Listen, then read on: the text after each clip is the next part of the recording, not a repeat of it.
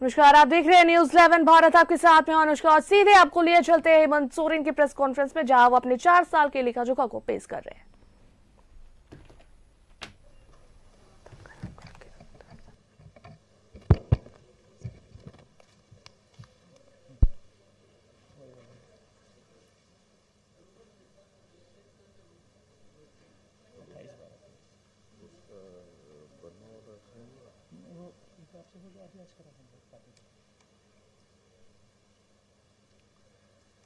सबसे पहले तो आप सब लोगों को जोहार है।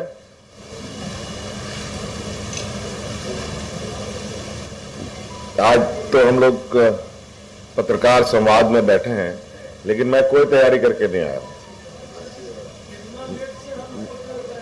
नहीं, मुझे थोड़ा सा रात में लगता है ठंडा का असर हो गया था, इस चक्कर में। लेकिन सब काम करना है तो मिला जुला करके सब खींचा जा रहा है। तो आप साथी लोगों की भी चिंताएं थी, तो हम लोगों ने कहा कि चलो थोड़ा आप लोगों से भी संवाद कर लिया जाए। भागम भाग में बहुत सारी बातें, आप लोगों की इच्छाएं थी, वो नहीं हो पा रही थी। तो हमने सोचा कि कुछ वक्त आप लोगों के साथ भी बिता लिया जाए, क्योंकि आप लोग की बहुत अहम कड़ी हैं।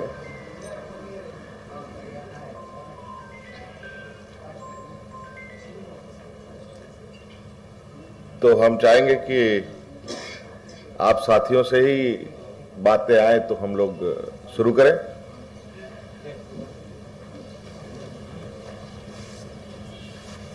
किधर से शुरू होंगे? 22 जनवरी को राम मंदिर का सर इनॉग्रेशन है। इन्विटेशन क्या किसी तरह का आपको आया है, और आया है तो क्या आप चाहेंगे? अब सवाल जब हो रहा है तो फिर हो जाए। अच्छा, देखिए, कल 29 दिसंबर सरकार के 4 साल पूरे होने को हैं, और इस संदर्भ में आप भी जानना चाहते हैं, राज्य भी जानना चाहता है कि सरकार ने ये 4 साल कैसे कार्य किया। तो इस संदर्भ में लगभग चीजों के गवाह आप रहे हैं समय पर समय। लेकिन मैं यही कहना चाहूंगा कि सरकार तो जरूर हम लोगों ने बनाई, लेकिन मुझे लगता है जिस तरीके से सरकार को हम लोगों ने और इस राज्य को दिशा देने का पूरा एड़ी चोटी एक किया, वो किसी से छुपा नहीं है। सरकार ठीक से बनी हुई नहीं थी, कोरोना महामारी आया, कोविड आया, लॉकडाउन हुआ, और चूंकि झारखंड देश का सबसे पिछड़ा राज्य है, यहाँ किसान मजदूर तबके के लोग, गरीब, पिछड़े, आदिवासी, दलित, पिछड़ा बाहुल्य राज्य है। ऐसी आपदाएं इनके लिए एक अभिशाप के बराबर होता है। और आपने देखा कि इस वैश्विक महामारी में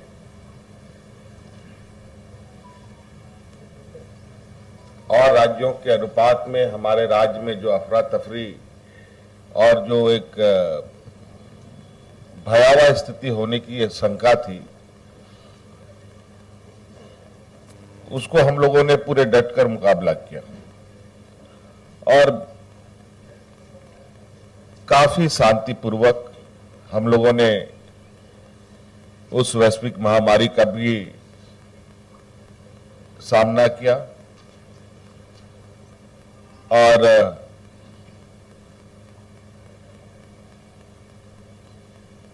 खुशी इस बात की कि इस राज्य के गरीब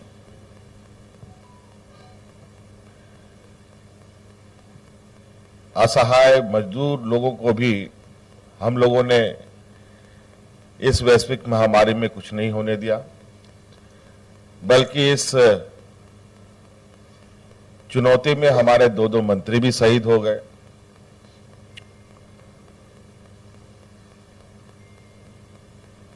फिर जब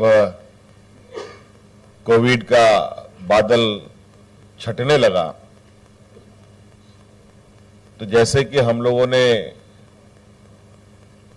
वादों के अनुरूप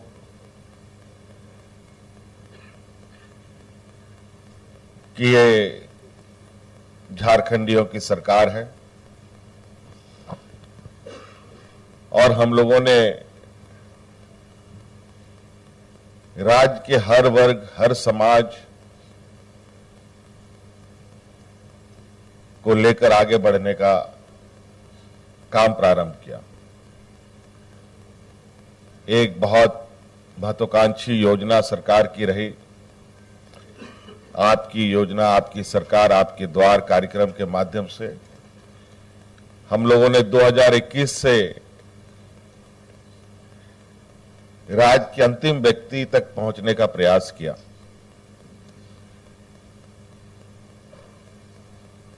और कल ही इसकी अंतिम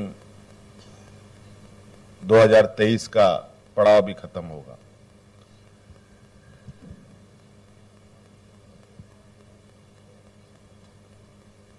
देश का सबसे पिछड़ा राज्य होने के वजह से राज्य में गरीबी, पिछड़ापन, शैक्षणिक, आर्थिक, सामाजिक जो विषमताएं थी उसको हम लोगों ने कम करने का पुरजोर कोशिश किया। आम लोगों के साथ साथ राजकर्मियों को भी संवेदनशील हम लोगों ने बनाने का प्रयास किया।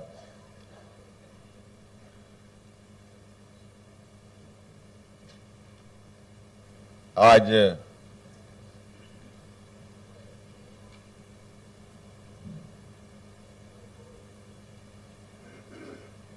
हम लोगों ने जो सरकार बनने के पहले इस बात को निर्णय किया था कि यह सरकार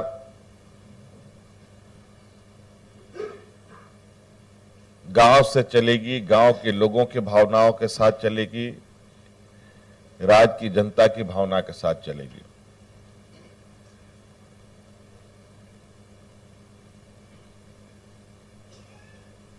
कई चुनौतियां आई, इस बीच में अभी भी चुनौतियां हैं। ऐसा नहीं कह सकते कि सारी चुनौतियां खत्म हो गई, क्योंकि ये देश का एक लोकतांत्रिक व्यवस्था है, एक फेडरल संघीय ढांचा है जिसके अनुरूप राज्य सरकार, केंद्र सरकार एक समन्वय स्थापित करते हुए आगे बढ़ती है। लेकिन मैं जहां तक झारखंड जैसे पिछड़े राज्य को एक सहयोग की आवश्यकता है, उस अनुरूप हमें कम सहयोग मिला। उसके बावजूद हम लोगों ने अपने कदमें नहीं रोकी और निरंतर हम लोग आगे बढ़ते रहे। किसानों के लिए, मजदूरों के लिए, महिलाओं के लिए, मजदूरों के लिए,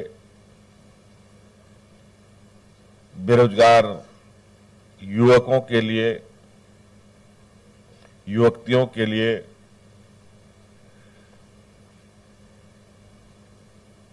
हर वर्ग को छूने का हम लोगों ने प्रयास किया।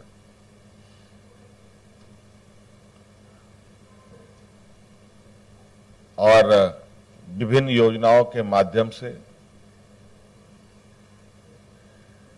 उनको जोड़ने का प्रयास किया। आप सबको मालूम है, हमारे राज्य में 80% के लगभग का जो संख्या है वो लोग ग्रामीण परिवेश में रहते हैं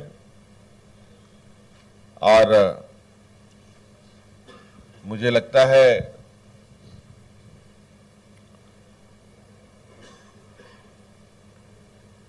कि इस राज्य का अगर सर्वांगीण विकास की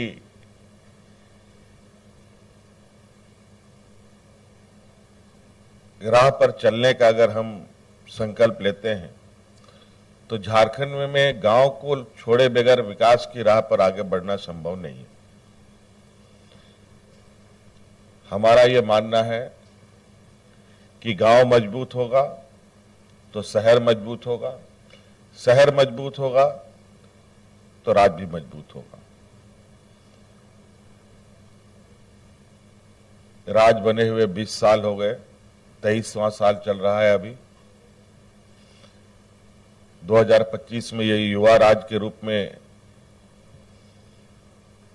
गिनती में आएगा। लेकिन मुझे लगता है कि इस नवजात झारखंड को पालने, पोसने, बड़ा करने का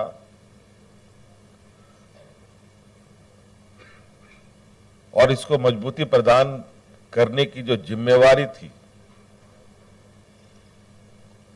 जो हमारे विपक्ष के लोगों को सबसे अधिक मौका मिला,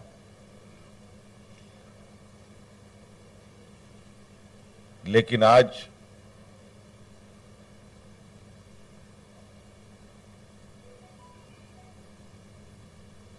ये कोई नहीं कह सकता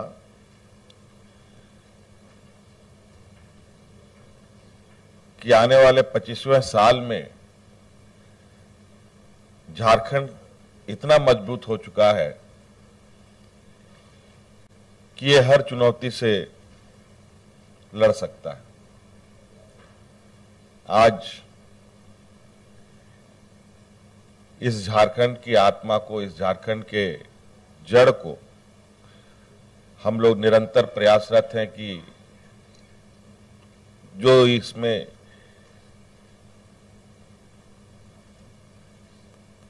कमियां थी या कमजोरियां थी उसको खत्म किया जाए और आगे बढ़ाया जाए।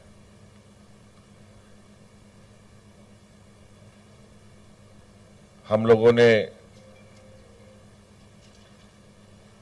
सरकार के अंग के रूप में कार्य कर रहे कर्मचारियों को भी, चाहे वो पुलिसकर्मी हो, शिक्षक हो, अनुबंध कर्मी हो, सभी को साथ में लेकर बढ़ने का काम किया है, सबके साथ मिलकर काम किया।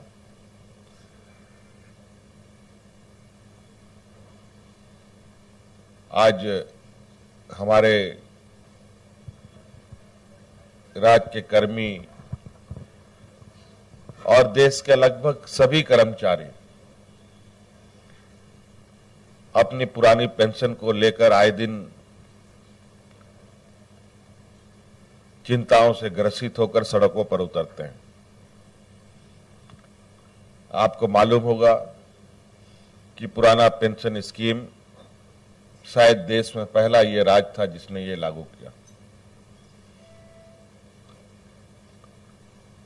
उसके बाद कई राज्यों ने भी लागू किया और कई राज्यों में इसकी मांग भी है।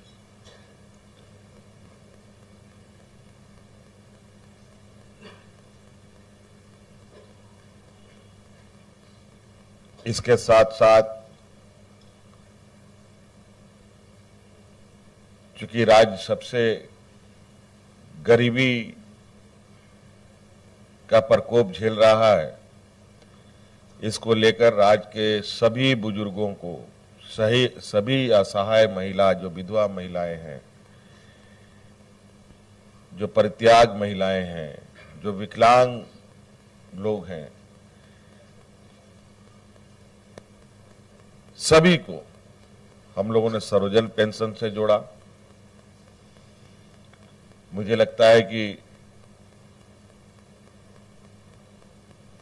इस राज्य की जो पहली प्राथमिकता होनी चाहिए थी वो सामाजिक सुरक्षा पर होनी चाहिए थी, तो उसको भी हम लोगों ने बल दिया।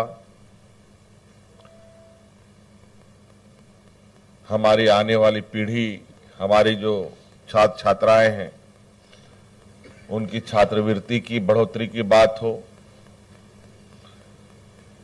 सावित्रीबाई फुले योजना से बच्चियों को सशक्त करने की बात हो, मरांगोंग के जयपाल सिंह पारदर्शी छात्रवृत्ति से विदेशों में शिक्षा ग्रहण करने की बात हो, किसान ऋण की माफी की बात हो, मुख्यमंत्री रोजगार सृजन योजना के माध्यम से स्वरोजगार उत्पन्न करने की बात हो, विभिन्न पदों में सरकारी नियुक्ति की बात हो,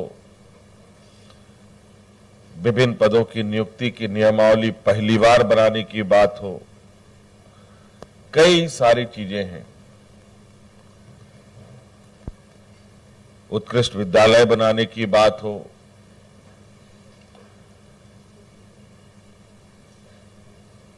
राज्य के अंदर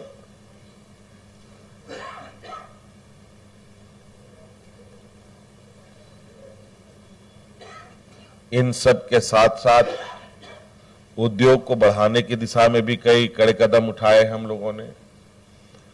आपको मालूम होगा कि झारखंड देश का पहला ये राज्य होगा जहां हाइड्रोजन से चलने वाला इंजन का निर्माण किया जाएगा, जिसका इकरारनामा हम लोगों ने टाटा कंपनी के साथ किया है।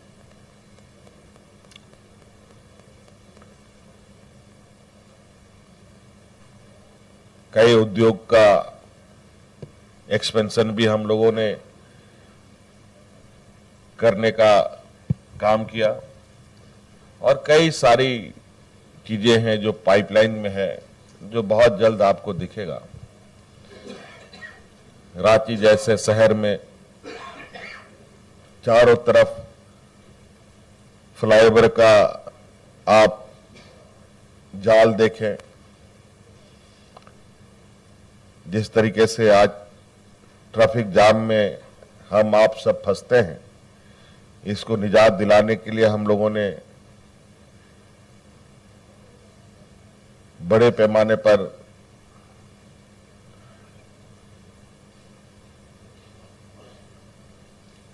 काम शुरू कर दिया है। तो कई ऐसी चीजें हैं, तो मुझे लगता है कि मोटा मोटी कुछ बातें हैं जो हमने कह दिया है। बाकी इन्हीं में से कुछ और भी सवाल आएंगे, उसमें जुड़ जाएंगे हमारी बातें। सर धन्यवाद। सर, सबसे पहले साधना प्लस न्यूज की तरफ से 4 वर्ष पूरे होने की हार्दिक बधाई। और सर, जैसे योजनाएं कोई बनती है तो उसका लाभ सही, थोड़ा आवाज थोड़ा जोर से। योजना जो भी सर बनाया जाता है उसका लाभ सही लाभुक को ही मिले, उसका लाभ गलत लोग न उठा लें, इसकी निगरानी कैसे की जाती है सर? और एक चूंकि चुनावी वर्ष है अब, तो इसमें सरकार की क्या स्ट्रेटजी रहेगी? देखिए, चुनाव हो या ना हो, आम दिनों में हम लोग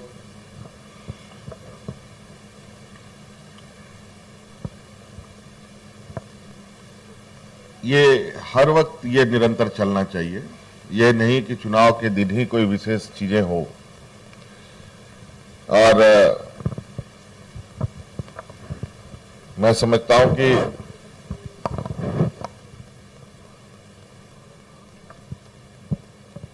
जो भी कार्य हो, कोई भी योजना बने, वो योजना सही लोगों तक पहुंचे, ये भी सरकार की एक चुनौती होती है। लेकिन कहीं ना कहीं मुझे लगता है 1-8% की चूक रहती ही है, क्योंकि इतनी बड़ी व्यवस्था जब चलती है, मैं नहीं कह सकता कि कहीं पर भी कोई 100% की कोई गारंटी दे सकता है कि ये चीजें 100% मतलब सही है। थोड़ी बहुत जरूर इसमें ऊपर नीचे होता है, लेकिन जहां इसकी जानकारी मिलती है उससे तुरंत उस पर हम लोग कार्रवाई करते हैं। आप लोग देखते होंगे कि हमारे कई बार मुझे कोई ऐसे संज्ञान मिलता है खबरों आप लोगों के माध्यम से, आम लोगों के माध्यम से, कई घटना दुर्घटना या कुछ भी, तो हम लोगों का आज के दिन में जो सूचना तंत्र है, ट्विटर है, फेसबुक है, उसमें हम लोग कितनी तेजी से चीजों को एक्ट करते हैं। किसी भी राज्य के किसी भी कोने में हो, तुरंत कार्रवाई हम लोग इसको करते हैं। मुख्यमंत्री जी एक सेकंड, एक दाएं से एक बाएं से, ठीक है? अच्छा, एक बाएं से चलिए।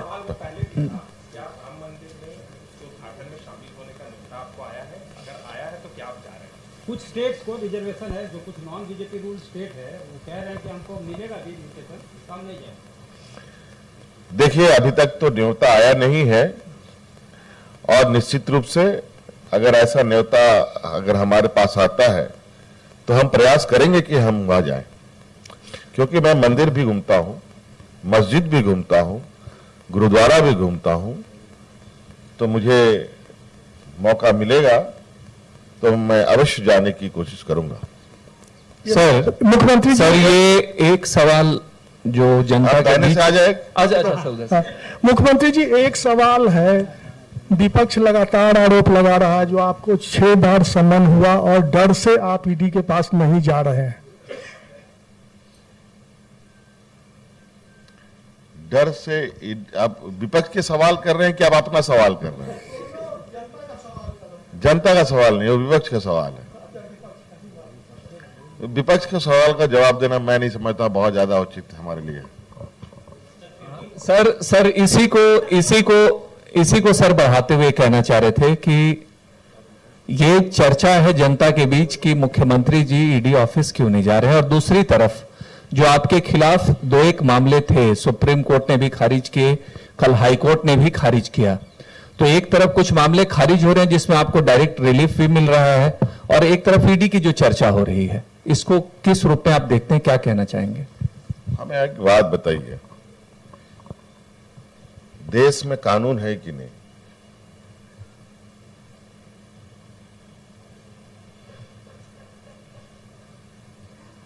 कि बिना कानून से चलता है? ईडी भी कायदे कानून से चलती है कि नहीं चलती? सरकार भी कायदे कानून से चलता है?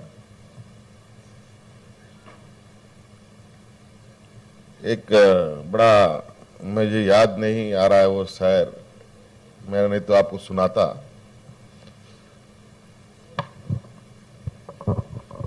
अगर हम जिंदा हैं तो जिंदा दिखना भी चाहिए, लेकिन इसके आगे भी कुछ था, मैं भूल गया।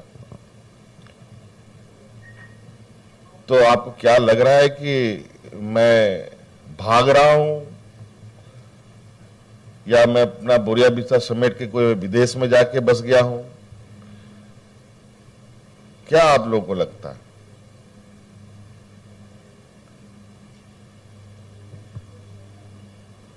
और पहले एक सवाल भाई साहब ने किया, योजना बनता है तो सही लोगों को कभी कभी या नहीं मिलता है, या सही लोगों तक नहीं पहुंचता है।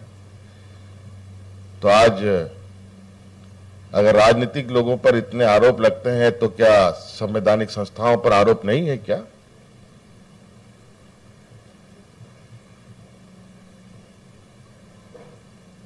आप ही लोग बताइए।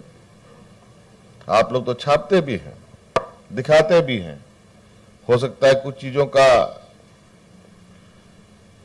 खबर ब्लर हो जाता हो, अलग विषय है, लेकिन हकीकत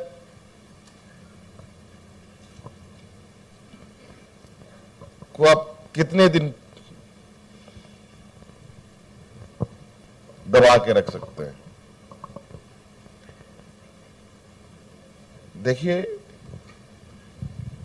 और ईडी के प्रकरण पर तो पूरा देश देख रहा है।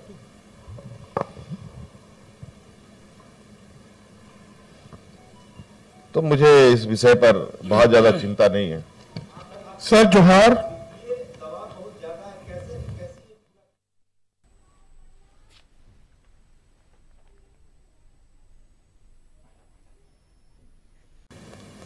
आरोप लगाने वाले लोग उन कामों से इतने बुरी तरीके से दब जाएंगे कि उनको आने वाला समय बहुत मुश्किल होगी। सर जोहार। आने साइड से हाँ जोहार। सर मेरा क्वेश्चन ये है कि आपने अभी विधानसभा में बोला था कि ये सरकार का टर्म तो हम पूरा करेंगे ही और अगले 5 साल के लिए भी आएंगे। तो ये जो आपका क्वेश्चन है, ये जो अंडरस्टैंडिंग है कि आप जीतेंगे, ये कॉन्फिडेंस आपको मतलब कहां से आ रहा है गिवन ऑन द ग्राउंड? जब 2-3 चीजें बहुत प्रॉब्लमैटिक है। एक तो है कि सर लोकल डिफाइन नहीं हुआ है, तो हम जब कभी भी जाते हैं गांव में और आदिवासी भाई के साथ बात करते हैं या उनसे बात करते हैं तो सबसे बड़ा प्रॉब्लम है उनके लिए नौकरी। तो जब लोकल डिफाइन नहीं है और नौकरी यहां पे उतनी क्रिएट नहीं हो रही है, एग्रीकल्चर को लेकर के बहुत ज्यादा पानी की समस्या है, तो जो मूल प्रॉब्लम है वो जब पूरा नहीं हो रहा है तो ये परसेप्शन की पॉलिटिक्स में आप कैसे आपको लग रहा है कि आप जीत के आएंगे? एक और सवाल है मेरे पास के बाद। देखिए, जहां तक वर्तमान सरकार का है, ये तो आप भी हैं, रहेंगे भी, और आने वाला सरकार के समय भी आप गवाह के रूप में रहेंगे। अब जो मूल समस्या है, समस्या जैसे नौकरी, रोजगार, किसानों के खेत में पानी नहीं, आपको मैं बताना चाहूंगा कि वही तो मैं सोच रहा था कि विगत 20 वर्षों में हमारे विपक्ष के साथियों ने क्या काम किया। इन लोगों ने कौन सा ऐसा व्यवस्था हमें दिया जिससे मैं कह सकूं या राज कह सके कि नहीं, अब इसी गाड़ी में सवार होकर के अब हमें आगे की मंजिल तय करनी है, जबकि डबल इंजन की सरकार थी।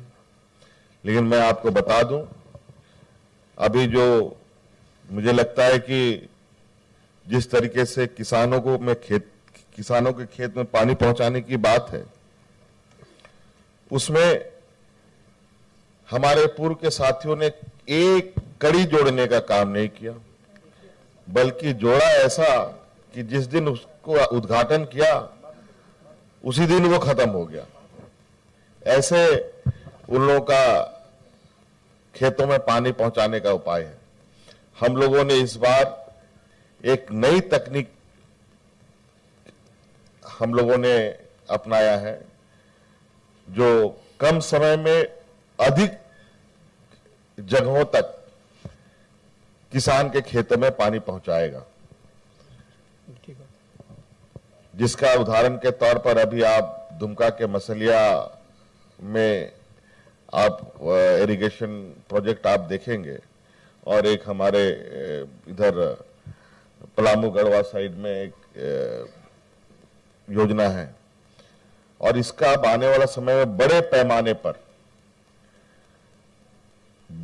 इसका उपयोग होना है।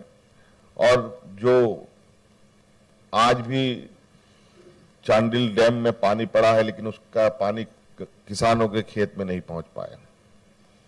आज के दिन में केनाल के काम कंप्लीट नहीं हो पाए, और मुझे लगता है मेरे उम्र से अधिक हो चुका है इस प्रोजेक्ट का, ये स्थिति रहा है।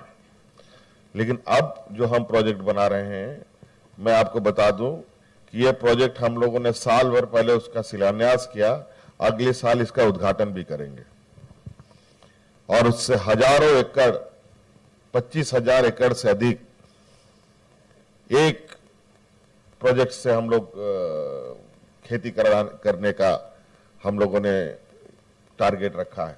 सर, मोदी जी की गारंटी का जवाब हेमंत सोरेन की गारंटी भी है। और रोजगार की बात मेरी आपकी ये बात मैं पूरी नहीं कर पाया हूं। नौकरी की बात है, आपको मालूम होना चाहिए कि माध्यमिक शिक्षक की भी नियुक्ति हमने किया, सहायक अभियंताओं का भी हम लोगों ने नियुक्ति किया, लिपिक सेवा संवर्ग के निम्न वर्गीय लिपिक का भी हम लोगों ने नियुक्ति किया, डेंटल डॉक्टर का भी नियुक्ति हम लोगों ने किया, पंचायत सचिवों का नियुक्ति किया, निम्न वर्ग।